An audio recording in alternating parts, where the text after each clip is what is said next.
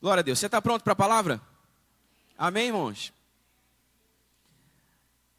Essa semana foi amplamente divulgado em todos os veículos de comunicação, especialmente através da internet, a história incrível da família Appleby, uma família australiana que viveu uma história surpreendente. Alguém sabe do que eu estou falando? Não? Então eu vou contar a história para vocês. Então, me acompanhem, por favor. Um menino australiano de 13 anos que nadou por 4 horas para buscar ajuda para sua família, depois que eles foram levados para longe no mar, disse à BBC: eu não me achei um herói, eu apenas fiz o que fiz. 13 anos. Austin Appleby não sabia se sua mãe, Joanne, seu irmão Bill e sua irmã Grace ainda estavam vivos quando finalmente chegou à praia, 4 horas depois de tê-los deixado na água, agarrados a 2 pranchas de stand-up paddle. A quilômetros de distância da costa oeste da Austrália, com as ondas ficando maiores e a luz do dia começando a diminuir, sua mãe temia que ele também não tivesse sobrevivido. Somente horas depois, quando Joanne finalmente avistou o barco de resgate, ela soube que ele estava vivo. A essa altura, ela e as crianças já haviam se afastado a 14 quilômetros do litoral. O que começou como um dia em família na praia, terminou em um calvário de 10 horas para Joanne e sua família. A travessia a nado de Austin para pedir ajuda foi posteriormente descrita como sobre-humana pelos socorristas. Abre aspas. Eu presumi que Austin não tivesse sobrevivido, disse Joanne, de 47 anos, ao canal BBC News. No final, porém, foi um final totalmente perfeito. Todos bem, felizes e doloridos, mas sem ferimentos. A família voltaria na sexta-feira da semana passada para sua casa em Perth, mas antes disso, estava brincando com 2 pranchas de stand-up paddle e um caiaque na parte rasa da praia, explicou Joanne, quando as crianças foram um pouco longe demais.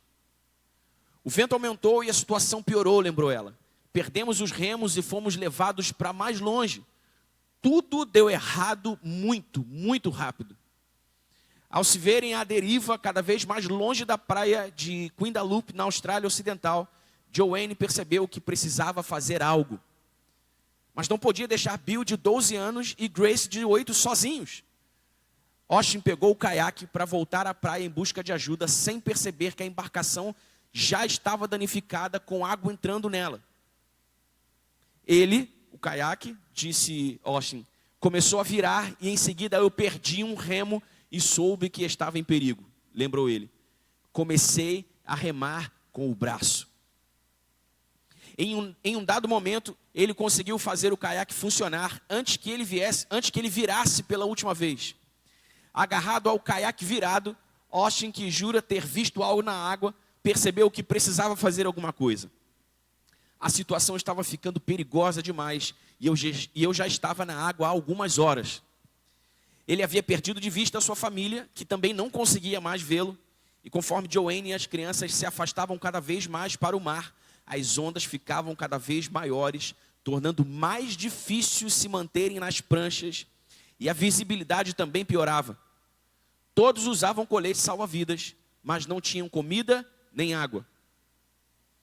Eu presumi que Austin tivesse chegado muito mais rápido do que ele realmente chegou, disse ela.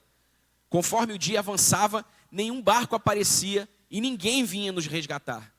Se ele não conseguiu, o que eu fiz? Tomei a decisão certa? Tomei a decisão errada? E alguém vai vir salvar meus outros 2 filhos? Austin, por sua vez, começou a nadar os últimos 4 quilômetros, abandonando seu próprio colete salva-vidas, depois de um tempo, porque já não estava mais ajudando.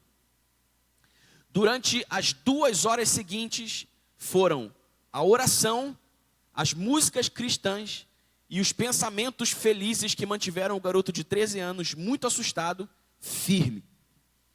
Abre aspas, ele disse: eu estava pensando na minha mãe, no Bill, na Grace, eu também estava pensando nos meus amigos e na minha namorada. Tenho um grupo de amigos muito bom, disse ele. Quando botei o pé na areia, pensei, como é que eu estou em terra firme agora? Será que eu estou sonhando? Então ele teve outro pensamento. Sua família ainda pode estar viva lá fora. Ele disse, eu preciso salvá-los. Eram cerca de 18 horas no horário local, quando ele finalmente achou a bolsa da mãe e telefonou pedindo ajuda. A ligação desencadeou uma grande operação de busca, informou a polícia em um comunicado na segunda-feira, 2. Austin, que havia desmaiado após fazer a ligação, foi levado para o hospital, onde ligou para o pai, chorando muito. Ele ainda não sabia se Joanne e seus irmãos estavam vivos, mas minutos depois, ele recebeu uma ligação dizendo que eles haviam sido encontrados.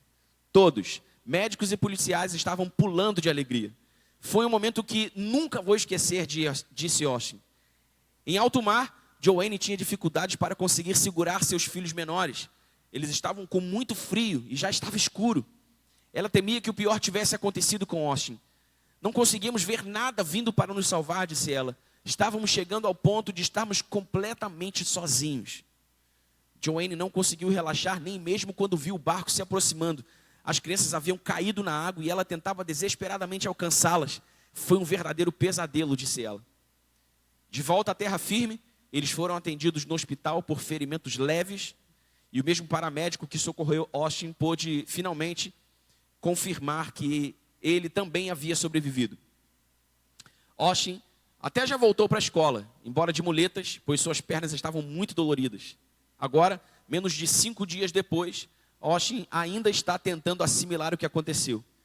Ele certamente não se vê como um herói, apesar do que as pessoas continuam dizendo. Ele reconheceu uma batalha difícil. Seus elogios são reservados à adorável equipe de ambulância e à resposta realmente rápida do serviço de emergência. Outros, no entanto, foram efusivos em seus elogios a Austin. O comandante do grupo de resgate marítimo voluntário de Naturalist, Paul Brisland, descreveu os esforços do adolescente como sobre-humanos.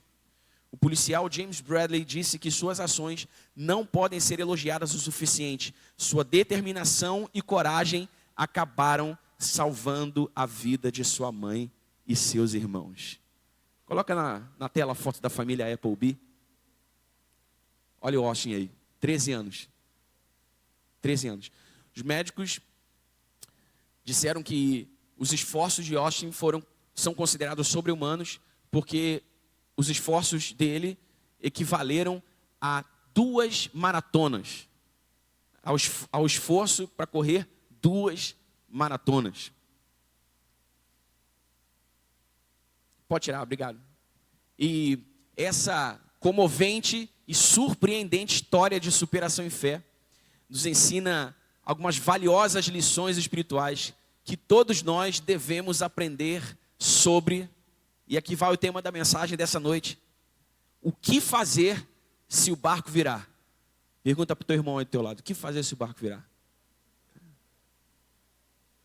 Que o Espírito Santo ministre no nosso coração e nos fortaleça e encoraje através dessa história incrível, mas também e principalmente através da poderosa palavra de Deus. Isso é o que eu desejo, eu oro. E se isso é o que você deseja comigo, diga amém.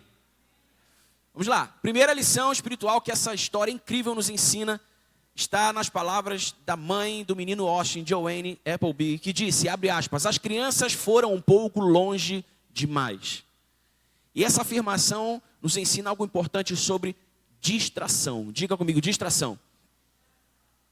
Muitas vezes, irmãos, o motivo de sermos atingidos pelos reveses naturais da vida é a nossa distração. Muitas vezes nós somos atingidos pelos reveses naturais da vida contra a nossa vontade e intenção, mas poucos de nós nos damos conta de que muitas outras vezes é a nossa distração que nos coloca nesse tipo de problemas. A vida deve ser desfrutada, é verdade. Essa é a vontade de Deus. A vontade de Deus não é que você suporte a vida. A vontade de Deus é que você desfrute a vida. Mas definitivamente nós não podemos nos esquecer que a vida é dinâmica.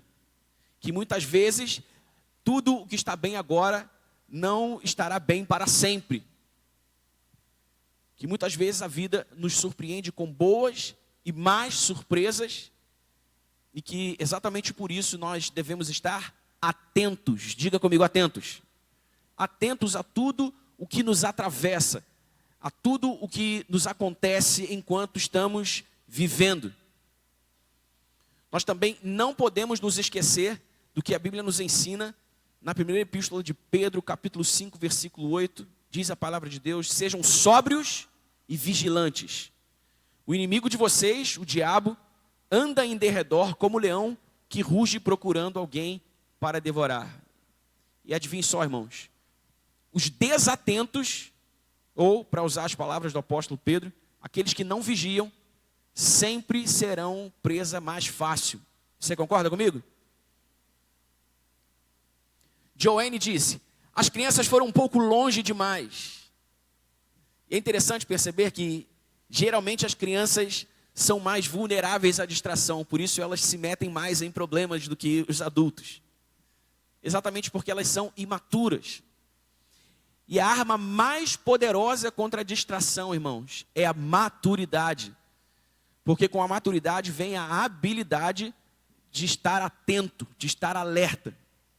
Em geral, crianças não vivem atentas, crianças não vivem em alerta, porque são crianças, são imaturas. Quanto mais maduros nós nos tornamos, menos suscetíveis à distração nos tornamos também.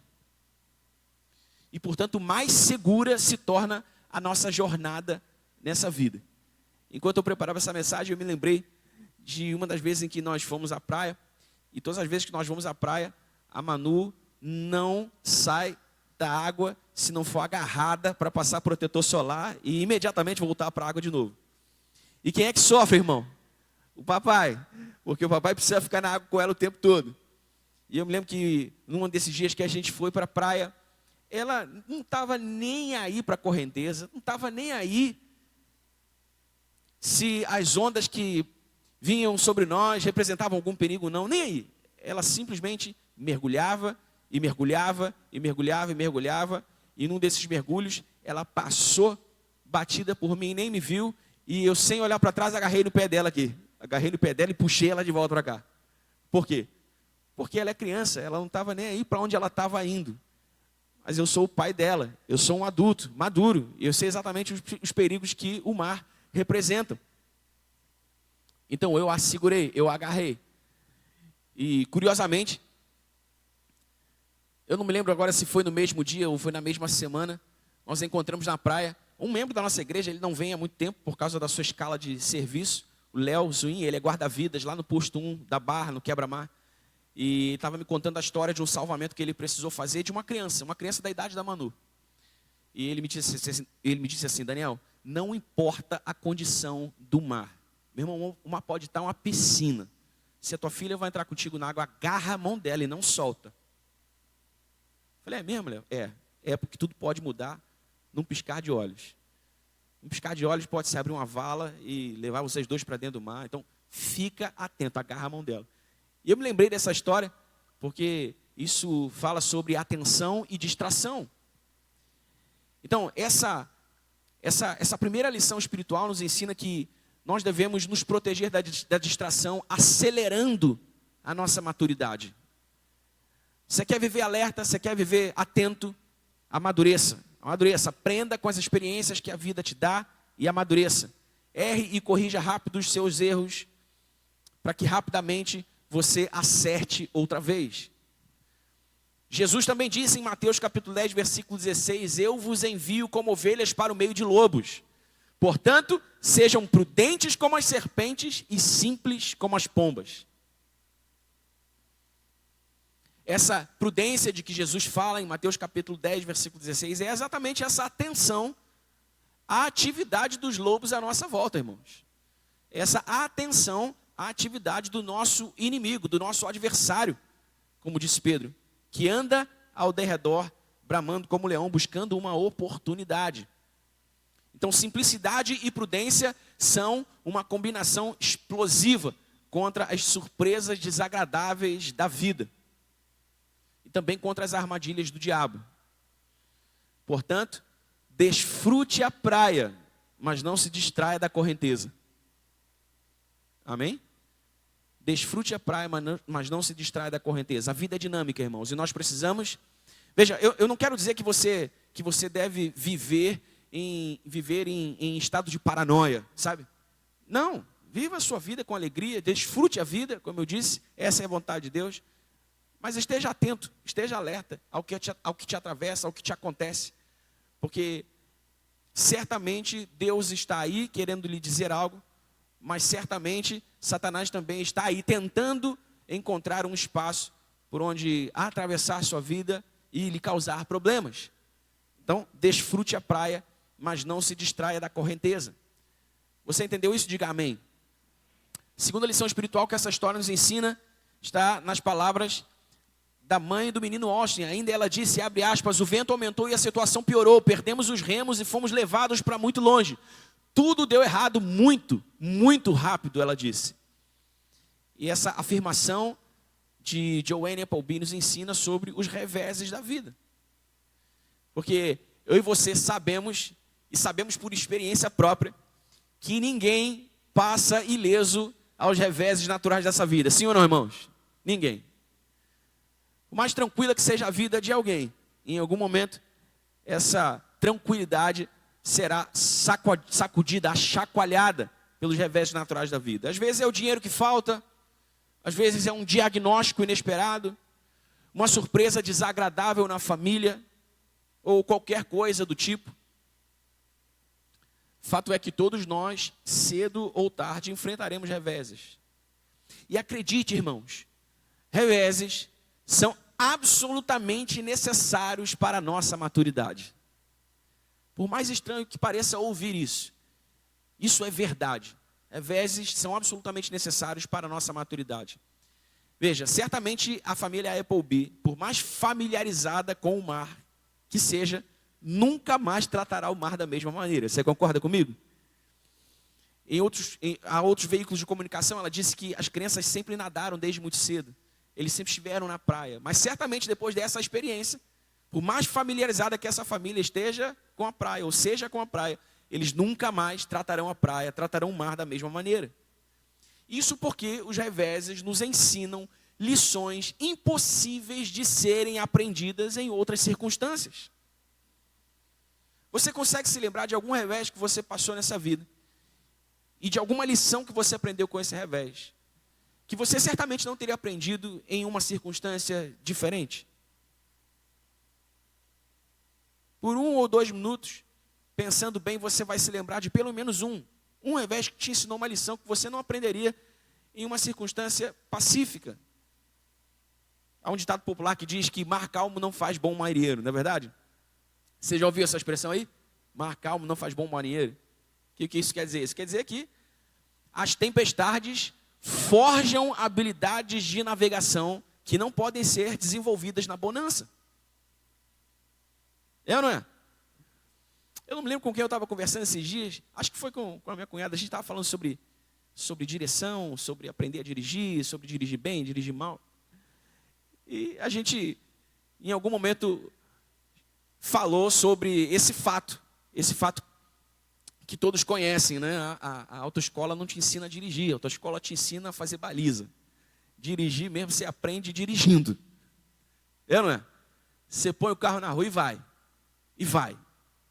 E de repente dá uma arranhadinha aqui, outra arranhadinha ali. Você fecha alguém sem querer, alguém te xinga. É assim que você aprende a dirigir, irmão, dirigindo. Porque mar calmo não faz bom marinheiro. Se você quer aprender a dirigir mesmo, bota o carro no trânsito, meu irmão. Bota o carro no meio da confusão. Você vai aprender a dirigir rapidinho. Nós precisamos nos lembrar também do que nos ensina a Bíblia em Tiago capítulo 1, versículos de 2 a 4. Eu gosto muito dessa passagem porque ela me ensina muitas coisas, todas as vezes que eu a leio e medito sobre ela. Disse o apóstolo Tiago: meus irmãos, tenham por motivo de grande alegria o fato de passarem por diversas provações, sabendo que a provação da fé de vocês produz perseverança. Ora, a perseverança precisa ter ação completa. Para quê? Diga comigo, para quê? Isso indica finalidade, propósito. As provações da vida têm uma finalidade, têm um propósito. Qual é a finalidade das provações da vida? Qual é a finalidade das adversidades que Deus nos permite viver? Para que vocês sejam íntegros sem que lhes falte nada. Essa é a hora que tu tinha que dizer um aleluia. Porque a gente quer integridade, a gente quer provisão, mas a gente não quer ser provado. E o que o texto está ensinando para a gente é que são as provações da vida que forjam a nossa fé, que forjam o nosso caráter para a integridade e que atraem a manifestação sobrenatural de Deus, nos dando a provisão daquilo que precisamos para atravessar as nossas adversidades e vencer. Você entende isso? Diga amém. Por isso eu disse que tempestades são absolutamente necessárias, reveses são absolutamente necessários para a nossa maturidade, para o nosso crescimento, para o nosso desenvolvimento espiritual. Agora, preste atenção um pouco mais, preste um pouco mais de atenção nessa instrução bíblica de Tiago. Tiago diz que é preciso ter por motivo de grande alegria o fato, diga comigo fato, o fato de passarmos por grandes provações. Primeiro, as provações são fato, e sobre isso eu sei que você está ok. Sobre isso eu sei que estamos de acordo. Segundo, esse fato deve ser encarado com grande alegria. Agora, o contexto imediato da carta de Tiago é o contexto de uma igreja perseguida e oprimida por causa do Evangelho, por causa de Cristo. E exatamente por isso, em primeiro lugar, Tiago diz que as suas provações deveriam ser um motivo de grande alegria. Por quê? Porque o sofrer por Cristo deve ser considerado um privilégio. O sofrer por Cristo deve ser considerado um privilégio. Mas nós ainda não somos uma igreja perseguida e oprimida, pelo menos não como a igreja dos nossos irmãos a quem Tiago escreveu eram. Então, se nós aplicarmos esse princípio às provações que a vida nos impõe de maneira geral, nós podemos concluir que também devemos nos alegrar de todo modo, pois, nas palavras do apóstolo Tiago, a prova da nossa fé. A prova da nossa fé. Irmãos, o que está em jogo nas provações da vida é a qualidade da nossa fé. Eu sei, você sabe que os reveses naturais da vida, as provações da vida não nos deixam alternativa. Ou nós crescemos em fé, ou nada feito, não é verdade? As provações se impõem sobre nós, nós oramos, nós jejuamos, nós buscamos mais o Senhor, nós adoramos mais, melhor. Nós procuramos irmãos que possam orar por nós, que possam nos abençoar. Nós crescemos, nós amadurecemos. A nossa fé, ela é lapidada, ela é forjada nas provações da vida, nos reveses da vida que nós vivemos. Por essa razão, por mais estranho que pareça, são as provações que refinam mesmo a qualidade da nossa fé nas experiências que nós experienciamos com Deus. Por isso, irmãos, o que nós precisamos fazer é ressignificar, é atribuir um novo sentido, atribuir um novo significado às nossas provações, às nossas adversidades, para fazer menção à história da família Pelbi, às nossas tempestades. Para quê, irmão? Para que todo sofrimento que essas tempestades nos trouxerem se tornem sofrimentos úteis, porque nos ensinam, porque nos fazem crescer, porque nos amadurecem. Você está comigo aqui? Diga amém. Então, todas as vezes que nós estivermos enfrentando provações, estivermos no meio de uma tempestade, o nosso espírito e a nossa oração deve ser: Senhor, faça-me forte o bastante para suportar o tempo que for preciso e ensina-me tudo o que eu preciso aprender para atravessar essa adversidade e sair dela melhor, e sair dela mais forte, e sair dela mais crente, e sair dela mais temente ao Senhor. Você está comigo aqui? Essa deve ser a nossa atitude, essa deve ser a nossa oração.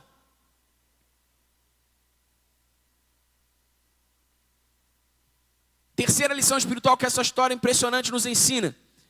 Agora, nas palavras do menino Austin, ele disse: o caiaque começou a virar e em seguida eu perdi um remo e soube que estava em perigo. Olha que incrível, ele disse: comecei a remar com o braço. Uau! Que espírito, que valentia, irmão.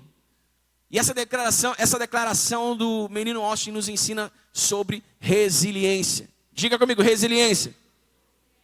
Só para te dar uma definição do termo, porque eu sei que de um modo geral você sabe o que significa. Resiliência é a capacidade de se adaptar, de se recuperar e de crescer diante de adversidades, crises e desafios, sem se deixar abater, aprendendo com as experiências para se fortalecer e seguir em frente com equilíbrio emocional e sabedoria. Isso é resiliência.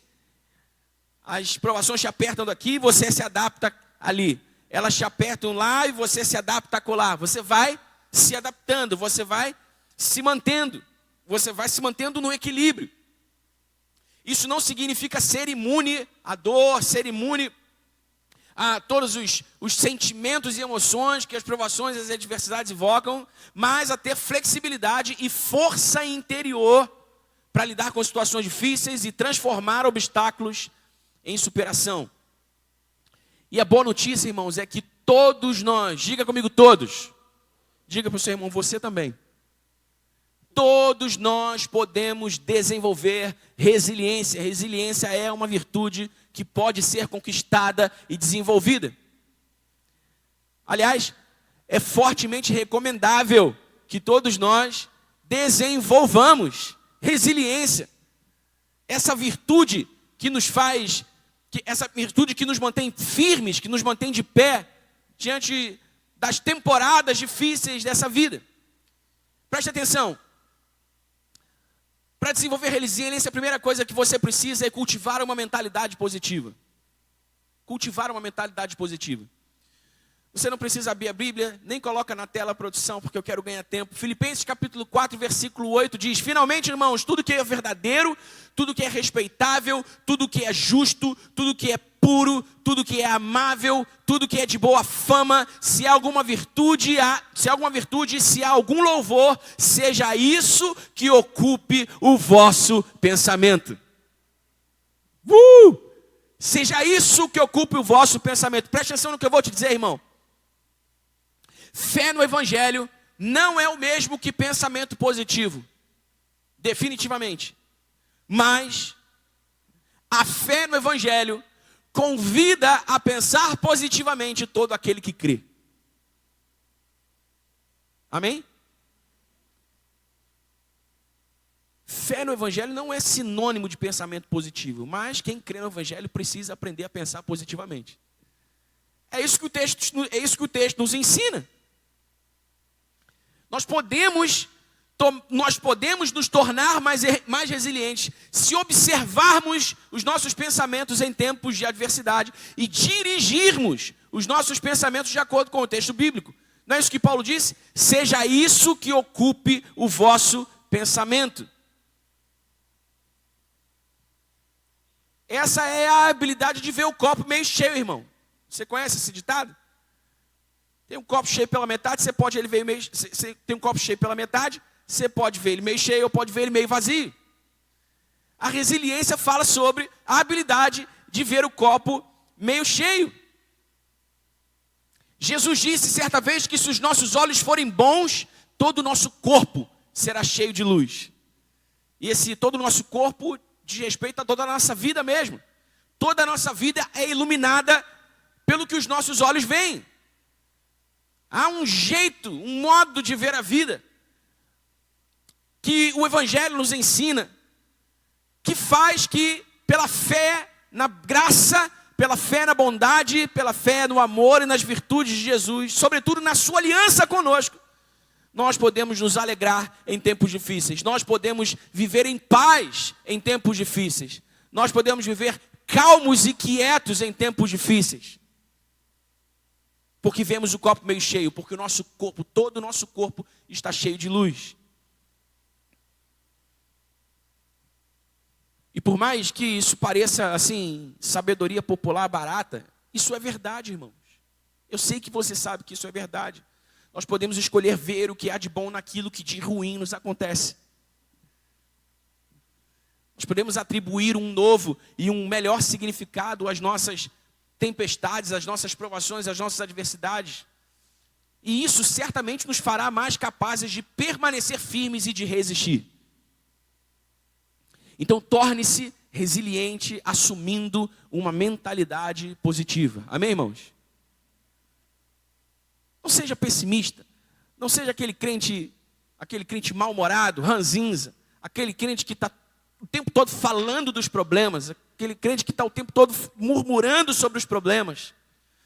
Eles existem, eles estão lá. Mas decida ser aquele crente otimista, decida ser aquele crente bem-humorado, aquele crente para cima, aquele crente que escolheu ver o lado bom das coisas ruins que acontecem. Aquele crente que escolheu ver a vida com bons olhos, com olhos de luz, aquele crente que está iluminando o seu corpo pelo bom modo como vê a vida. Escolha ser essa pessoa. Isso fará bem a você, isso fará bem às pessoas à sua volta, isso fará bem ao ambiente onde você está vivendo. Você está aqui comigo? Diga amém. Torne-se resiliente assumindo uma mentalidade positiva. Nós podemos desenvolver resiliência também praticando a aceitação da realidade. Em Mateus capítulo 5, versículo 45, Jesus diz que o Pai faz o sol e a chuva cair sobre a vida dos justos e dos injustos, dos bons e dos maus. Nós não podemos acreditar que a nossa fé em Jesus nos faz imunes ao sol e à chuva, porque o sol e a chuva caem, como disse Jesus, sobre a vida dos bons e dos maus, dos justos e dos injustos. O que nós precisamos fazer, irmãos? Nós precisamos confiar que se somos filhos de Deus, Ele saberá cuidar de nós como um Pai perfeito, seja no sol ou na chuva. Amém? Amém, irmão? Você está comigo aqui? Se nós somos filhos de Deus, precisamos confiar na boa paternidade do nosso Pai, que saberá exatamente cuidar de nós e nos manter de pé, firmes, providos, amados, protegidos, seja no sol ou na chuva. Então nós não negamos a realidade que se impõe sobre nós, mas nós entendemos que a realidade que se impõe sobre nós está submetida à autoridade da soberania de Deus. E que se Ele quiser mudar a realidade segundo a sua vontade, Ele o fará.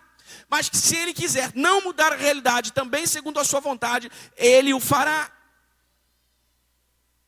Que se Jesus acalmar a tempestade, isso será muito bom. Mas se Ele permitir a tempestade acalmar o nosso coração, isso será ainda melhor. Mas se Ele permitir a tempestade e nos chamar a andar sobre as águas, sob o poder da sua palavra, isso será incrível. De um jeito ou de outro, meu irmão, o Senhor nos levará à vitória. De um jeito ou de outro, o Senhor nos levará à conquista. De um jeito ou de outro, o Senhor nos levará à superação. De um jeito ou de outro, o Senhor nos fará vencer. Desde que estejamos segurando firme a sua mão e nos deixando ser guiados por Ele, nos deixando ser conduzidos por Ele. Nós também podemos nos tornar resilientes fortalecendo as nossas conexões relacionais. Olha só, irmão, veja bem. Essa história ela é tão incrível e ela nos ensina tantas coisas. O menino Austin foi tão resiliente. E ele nos ensina que para vencer tempestades como ele venceu, nós precisamos também fortalecer as nossas conexões relacionais. A Bíblia diz lá em Eclesiastes capítulo 4, versículos 9 e 10. Melhor é serem dois do que um, porque maior é o pagamento pelo seu trabalho. Porque se caírem, um levanta o companheiro, mas ai do que estiver só, pois caindo não haverá quem o levante. A Bíblia diz que Salomão foi o homem mais sábio que existiu até Jesus. É inteligente aprender com Salomão, sim ou não? O que Salomão está dizendo aqui, irmãos, é que há um poder tremendo nas relações que cultivamos. Tremendo. Há um poder tremendo na comunidade. Diga comigo, comunidade. Há um poder tremendo na comunidade. E é exatamente por isso que a primeira coisa que Satanás faz quando você entra numa tempestade é tentar te isolar. Você quer ficar sozinho, não quer conversar com ninguém, não quer vir mais à igreja, não quer sair de casa, não quer sair nem do quarto. E você vai ficando cada vez mais sozinho e, por conseguinte, cada vez mais fraco.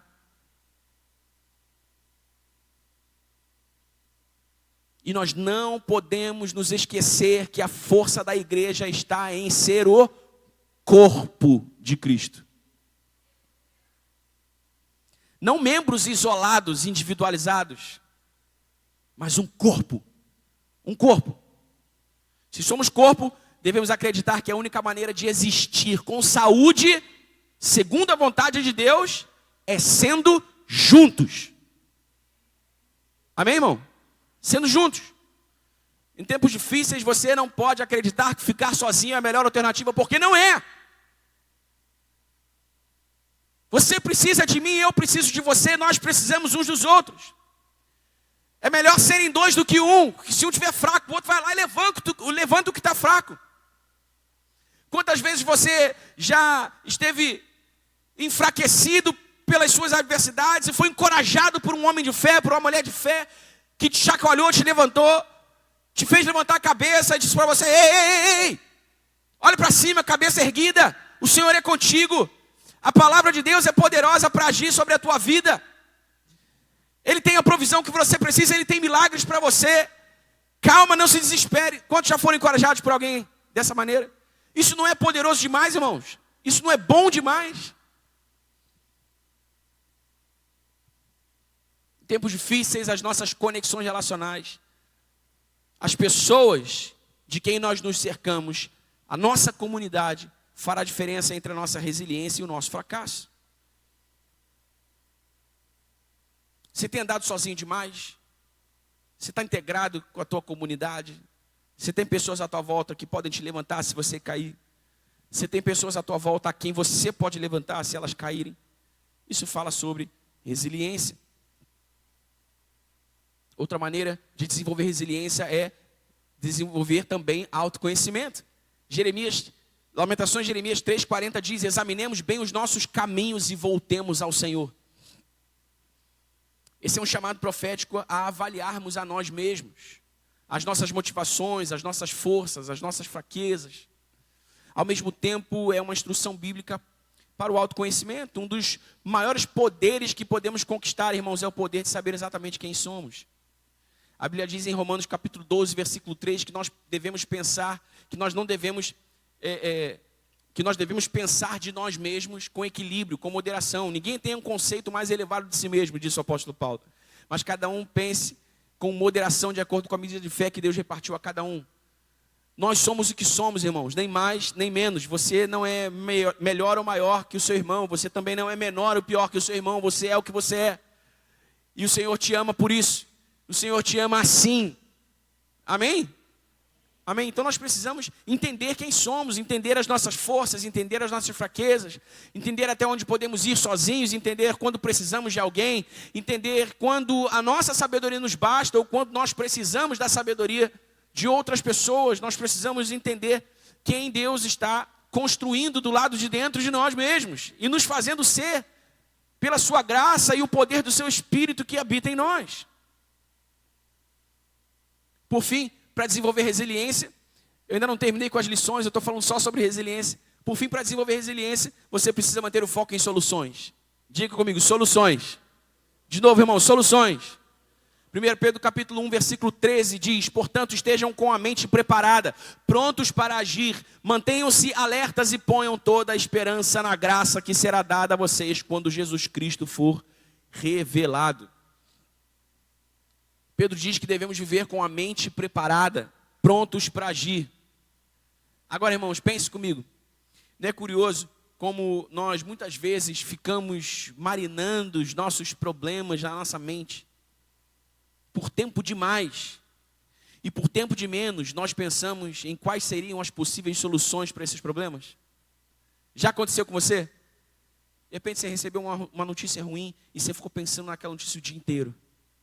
Você nem dormiu direito. No dia seguinte você ficou pensando naquela notícia ruim de novo. E de novo, e de novo, e de novo. Passou tanto tempo até que você começasse a pensar nas soluções possíveis. É exatamente esse comportamento que nos impede de ser resilientes, irmãos. E olha, eu sei que não é fácil, tá? Eu não estou querendo minimizar a força que isso tem. Sei que não é fácil. Mas é possível. Diga comigo, é possível. É possível no poder do Espírito Santo, irmão. Quanto mais nós pensamos nos problemas, mais tarde as soluções virão. Pegou isso aqui? Quanto mais você pensar no teu problema, mais tarde você vai encontrar uma solução para ele. Mas o inverso também é verdade. Quanto mais rápido nós atravessamos dos problemas para as soluções possíveis, mais fortes, mais resilientes nós nos tornamos e mais capazes de suportar e adaptar nós nos tornamos também. E é exatamente esse tipo de pessoa que nós queremos ser em tempos difíceis, irmão. Sim ou não? Queremos ser pessoas que vão para cima e resolvem. Está comigo aqui, irmão? Vão para cima e resolvem. Não queremos ser do tipo de pessoa que fica cabisbaixo, com a guarda baixa. Sabe? Que você se sinta assim, que você experiencie essas emoções. Até a página 2 é aceitável, mas você não pode viver nesse estado. por mais de 2 dias, 3 dias, 4 dias, você precisa se levantar e você precisa levantar os teus olhos e olhar para os montes, porque é de lá que vem o teu socorro, é de lá que vem as tuas soluções. De cabeça baixa você não consegue olhar para as soluções, você precisa levantar a cabeça, olhar para o alto, olhar para Cristo. Está comigo aqui, irmão? Aleluia. Então, sempre que você estiver diante de um problema, irmão, sempre que você estiver numa tempestade, sempre que você estiver numa adversidade, num tempo difícil, não gaste mais que 5 minutos pensando no seu problema. Comece a pensar nas soluções possíveis para ele. Comece a orar pelas soluções possíveis para ele. Porque é esse o espírito que vence. Amém? É esse o espírito que vence. É esse o espírito que consegue chegar até a praia e pedir socorro. Amém? Você já pensou... Se o menino Austin tivesse ficado lá, ai, mas será que eu vou? Ai, mas pode dar errado. Ai, mas eu não vou deixar minha mãe. Ai, meu irmão, ele meteu a mão no caiaque e foi embora. A mãe dele sinalizou, filho, você vai precisar nadar para pedir ajuda. Tá bom, mãe. Ele meteu a mão no caiaque e foi embora. Solução.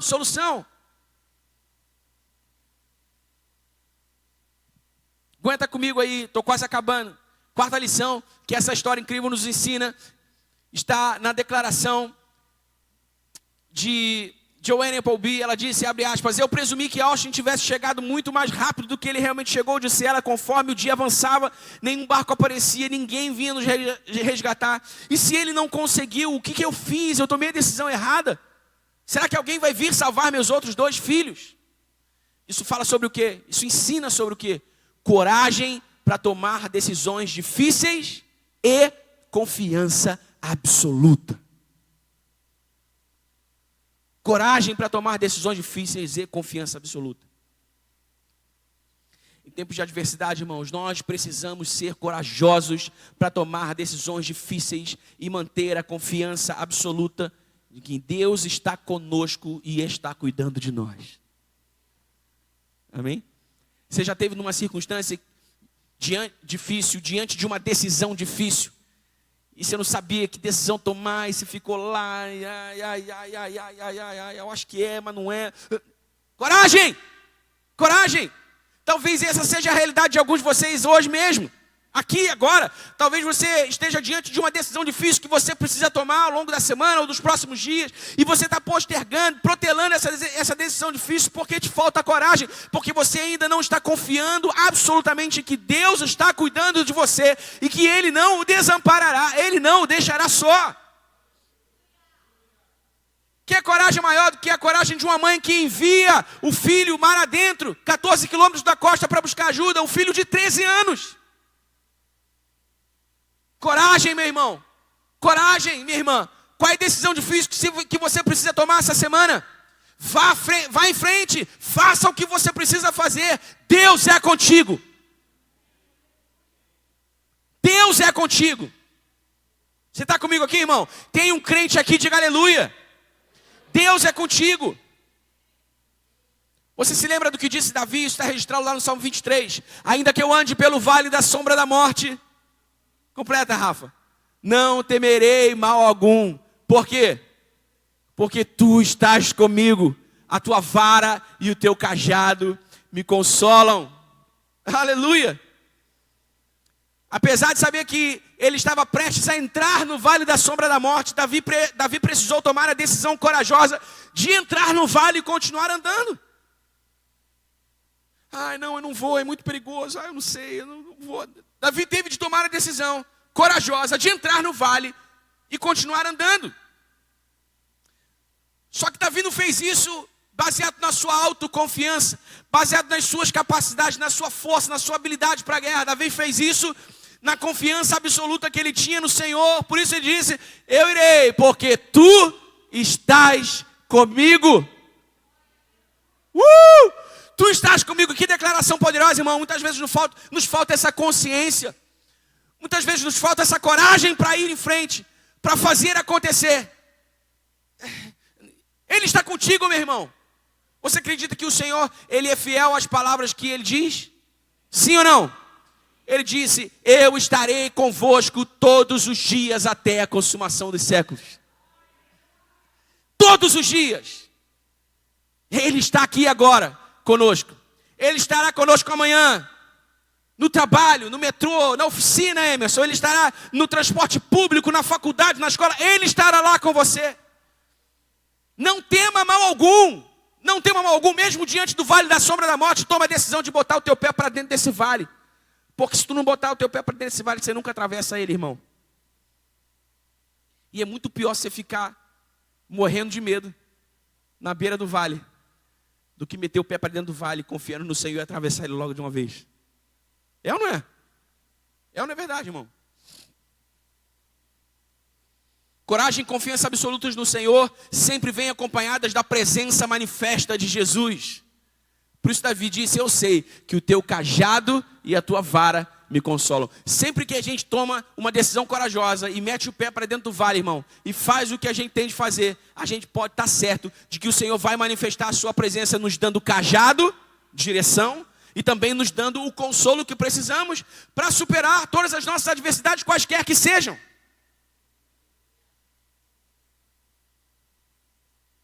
Você lembra de Pedro, irmão? Você lembra de Pedro? Pedro teve que ter confiança absoluta no Senhor e na sua palavra para colocar os pés dele para fora daquele barco, e só então ele pôde andar sobre as águas. Essa cena, ela foi brilhantemente retratada na série The Chosen, porque antes de botar o pé para fora do barco, Pedro fica ali no embate com Jesus e fica conversando e falando e discutindo. Blá, blá, blá, blá, blá, blá, blá, blá, blá. Até a hora que ele foi possuído de uma coragem, ele falou assim: se é tu mesmo, me manda ir contigo. Jesus falou: vem. Ah, meu irmão. Às vezes a gente está, né? E aí, Senhor, mas Senhor, isso, mas Senhor, aquilo, mas... E aí o Senhor fala: vem. Aí tu: não, mas calma aí, Senhor, peraí, também não... Vem! Vem! Se Pedro não põe o pé para fora daquele barco, irmão, ele nunca andaria sobre as águas e nós não falaríamos dele 2000 anos depois. Mas estamos aqui falando dele porque ele nos ensina sobre coragem. Coragem para tomar decisões difíceis. Em nome de Jesus, irmão, eu oro para que o Senhor te dê coragem para tomar decisões difíceis essa semana, para tomar decisões difíceis nos próximos dias. Que o Senhor te dê coragem e confiança absoluta para que você não fique parado à beira do vale da sombra da morte, para que você não fique parado para que você não fique parado na borda do barco, mas para que você entre no vale, para que você ponha o teu pé para fora do barco e veja o Senhor agindo em teu favor, como você não veria se você ficasse parado. Que o Senhor te abençoe essa semana com uma coragem sobrenatural. Sobrenatural.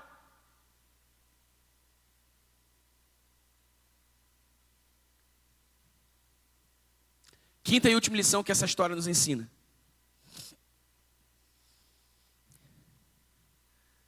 O menino Austin disse, abre aspas: durante as 2 horas seguintes foram a oração, as músicas cristãs e os pensamentos felizes que me mantiveram firme mesmo estando assustado.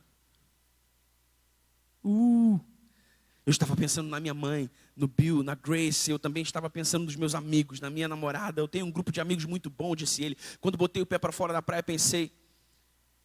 Quando botei o pé na praia, eu pensei: como é que eu estou em terra firme agora? Será que eu estou sonhando? Isso nos ensina sobre o que, irmão? Isso nos ensina sobre foco ajustado e fé permanente. Diga comigo: foco ajustado e fé permanente. Em tempos de adversidades, irmãos, nós precisamos manter o foco ajustado e permanecer firmes na fé.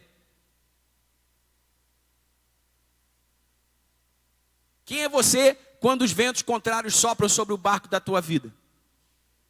Quem é você quando os ventos trazem uma tempestade sobre o mar em que você está navegando? Você é a pessoa que baixa a guarda, se lamenta por tudo que está acontecendo? Ou você é a pessoa que ora, que louva, que mantém pensamentos felizes enquanto nada? Quem é você, irmão? Vocês lembram de Paulo e Silas?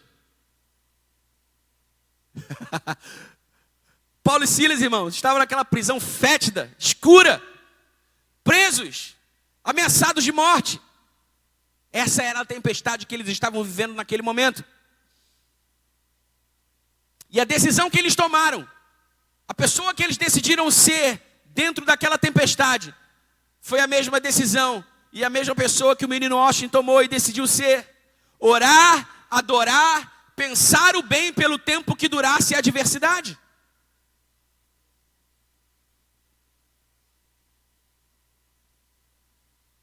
Sabe o que é interessante, irmão? Se a gente cruza essas duas histórias, a gente percebe que o que fez a diferença para o menino Austin e para Paulo e Silas foi exatamente o espírito que eles cultivaram em suas provações. E isso nos mostra, nos ensina que se foi possível para eles, também é possível para nós. Amém? É por isso, Gustavo, que a gente ouve de histórias incríveis, de tantos meninos talentosos que estiveram à beira de desistir do sonho, mas que, meu irmão, eu vou na raiva, nem que seja na raiva, eu vou ficar aqui, meu irmão, esse sonho vai se realizar. Eles permaneceram firmes na fé. O foco estava ajustado, foco. Talvez, só talvez, eu acredito que não, mas talvez você não entenda o valor que você tem e o quão longe você pode chegar. Mas eu entendo, eu vejo o próximo Adriano Imperador.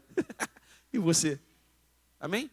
Eu vejo, mas você precisa de foco ajustado. Brincadeirinha na praça, brincadeirinha com os amigos, meu irmão, isso vai ter que entrar em segundo plano se você quiser vencer. Foco ajustado, fé permanente. O espírito que a gente cultiva no meio das nossas tempestades, no caminho que nos leva até o nosso sonho, até o nosso objetivo, o nosso propósito, o espírito que a gente cultiva, é isso que nos faz vencer. Irmão, se te mostras fraco no dia da tua angústia, quão pequena é a tua força, não diz a palavra de Deus? Daniel, mas é difícil. Mas é possível. Se é possível, não se agarre à dificuldade, se agarre à possibilidade. Porque no fim do dia, o que a gente quer? Que vire, que dê certo. Então a gente precisa se agarrar à possibilidade, não à dificuldade. Amém? Cultive um espírito vitorioso. De novo, não baseado na sua confiança, na sua autoconfiança, nas suas habilidades, mas baseado na confiança absoluta que você tem no Senhor Deus. Porque nós nunca seremos capazes de controlar as tempestades ou as correntezas dos mares em que nós navegamos, mas sempre seremos capazes de controlar a nossa atitude frente às circunstâncias em que eles nos colocam. Eu não posso impedir que alguém apareça na minha frente e me dê um tapa no rosto, mas eu posso decidir não dar um tapa de volta. Eu não posso controlar que alguém não me feche no trânsito e não me provoque um transtorno terrível. Eu não posso controlar que o meu vizinho vai me tirar do sério. Não posso, mas eu posso controlar a minha reação, a minha atitude, o meu espírito. Você está comigo aqui? A gente não controla, irmãos, as tempestades, elas vêm. Mas nós podemos ser e fazer como o menino Austin Appleby. Eu remei com o braço, meu irmão. Furou canoa, perdi o remo, mas eu remei com o braço. O equivalente a 2 maratonas, aquele menino nadou e correu. 13 anos. 13 anos. Tem menino de 13 anos que acorda meio-dia, não tem força para levantar um halter de 2 quilos. Aquele moleque de 13 anos nadou 14 quilômetros e correu mais 2, o equivalente a com o esforço equivalente a uma maratona. Que espírito, irmão. Então, quando você estiver no meio da tua tempestade, meu irmão, tome a decisão de encher a tua mente de oração, de encher a tua mente de louvores a Deus. Sabe, eu sei que vai haver um minuto, 2 talvez, que você vai pensar assim, isso não está adiantando de nada. Eu estou cantando aqui, nada muda. Eu estou orando aqui, nada muda. Eu sei que isso vai passar pela tua cabeça. Eu vou parar de cantar, eu vou parar de louvar. E aí você vai ser tentado a começar a reclamar. Não faça isso, meu irmão. Foco ajustado e fé permanente. Permanente. Cante, ore, adore. Mas foi isso que sustentou o menino Austin, foi isso que sustentou Paulo e Silas naquela prisão. E é isso que vai sustentar você enquanto você estiver nadando. Eu vou dizer de novo para tu dar um glória a Deus melhor, irmão. É isso que vai sustentar você enquanto você estiver nadando até a costa. A tua devoção, o teu temor a Deus, a tua humildade de reconhecer as tuas incapacidades, as tuas insuficiências e a suficiência de Deus. A tua humildade de reconhecer que é o Espírito de Deus sobre você que te fortalece, que te capacita não por força, nem por violência, mas pelo meu Espírito, diz o Senhor. Pelo Espírito de Deus que te habita, você pode. Então você permanece firme, você permanece com o teu foco ajustado, você não se distrai, você desenvolve resiliência. Amém? Amém, irmão? Essa é a vontade de Deus. Então nunca se esqueça, portanto, que se o seu barco virar, você precisa não se distrair, você precisa não negar a realidade, você precisa desenvolver resiliência, você precisa de coragem para tomar decisões difíceis e confiança absoluta no Senhor, e você precisa de foco ajustado e fé permanente. Irmão, eu te garanto, se tu fizer isso, as tuas histórias de superação e fé, elas também serão incríveis. Porque elas darão glória a Deus e elas inspirarão pessoas à sua volta. Irmão, eu fui muito inspirado. Eu não tinha ouvido falar sobre, eu não tinha lido a notícia até que a pastora Érica me falou. Você ouviu? Eu falei, não, deixa eu ver. Cara, eu fiquei tão impactado com essa história, porque enquanto eu li a história, eu tentava visualizar, criar os cenários. Cara, esse moleque só tinha 13 anos. Essa mãe, que coragem tinha essa mãe que leoa, no meio do mar, à noite, com as ondas batendo, segurando duas crianças, uma de 8 e uma de 12. A deriva, as pranchas já tinham ido embora, o caiaque já tinha furado, os remos já tinham sido perdidos. E o Austin estava lá nadando.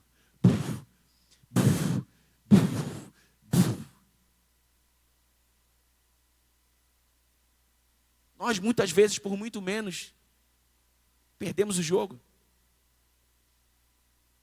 Então nós precisamos de histórias incríveis como essa. Elas só virão se mantivermos isso em mente. Eu quero terminar com a frase do policial James Bradley sobre o menino Austin. Você pode ficar de pé. Ele disse, abre aspas, a sua determinação, o louvor pode subir, a sua determinação e coragem acabaram salvando a vida de sua mãe e seus irmãos.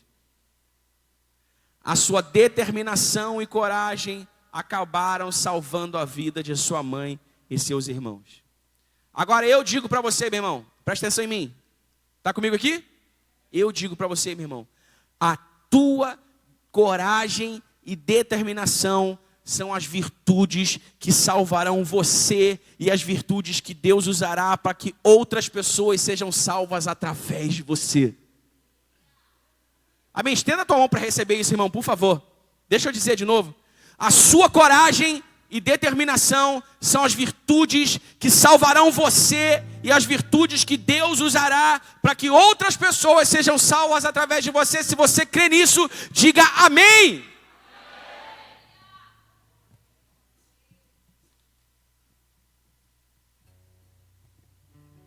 Vamos embora botar o pé para dentro dessa semana? Com fôlego, com disposição para nadar? Vamos ou não vamos? Você pode viver uma semana incrível, irmão. Isso pode significar provações, dificuldades, lutas. Isso pode significar bonança. Isso pode significar tempo favorável.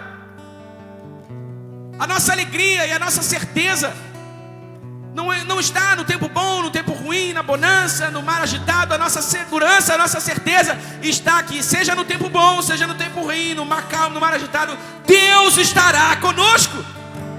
Haverão dias bons, haverão dias ruins. Eu não sei qual deles virá primeiro, mas de uma coisa eu sei: em todos eles Deus estará lá.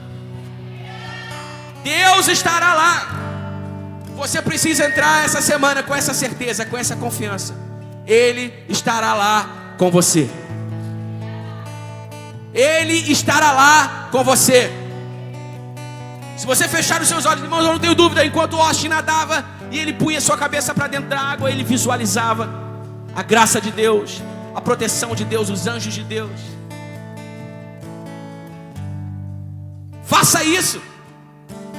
Faça isso em nome de Jesus. Há uma semana incrível esperando por você, irmão. Há uma semana incrível esperando por você. Eu espero que tua história não seja trágica como a do Austin, embora a história tenha terminado bem, mas eu sei que há uma história incrível para ser contada por você. Há um testemunho incrível que você pode levantar. Há um testemunho incrível que você pode levantar e que dará glória a Deus. Se você se mantiver firme em fé, se você não desistir, se você não parar, se você não baixar a tua guarda, Ele te levará a tua vitória e o seu nome será glorificado. E você, irmão, você não será o mesmo. Você não será o mesmo. Amém? Amém, povo de Deus.